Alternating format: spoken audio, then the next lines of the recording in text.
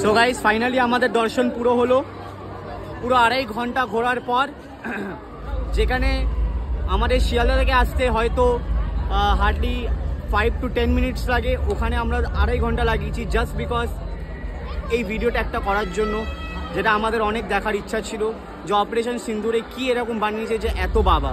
বন্ধুরা আমি বলবো ফটো ভিডিওর মধ্যে বিশ্বাস করবেন না, সামনে এসে চোখাচোখি দেখুন।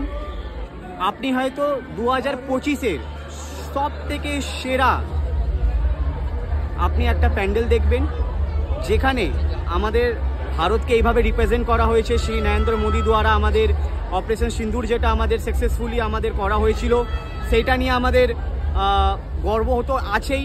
তো ছোট্ট করে একটা ভিডিও ওখানে চলছে, আর বাকি দুর্গা প্রতিমার তো কোনো বলার কথা নেই। আপনারা আসুন, নিশ্চয়ই দেখুন, কিন্তু আর একটা কথা, আসবেন তো হাতে টাইম নিয়ে আসবেন, তাড়াহুড়ো করবেন না। আমাদের কাছে ভিআইপি পাস ছিল বলে আমরা তাও লাইন দিয়েছি 2.5 ঘন্টা।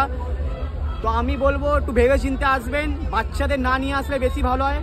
রাতের বেলা আসবেন, একটু ফাঁকা পাবেন, 6টা-7টার দিকে আসবেন, খুব ভিড় পাবেন। বাকি ওভারঅল খুবই ভালো এক্সপিরিয়েন্স ছিল, অ্যান্ড প্লিজ আপনারা যদি আসবেন তো খুব ভালো আপনাদের এক্সপিরিয়েন্সও থাকবে। সো গাইস, अगेन भारत माता की जय।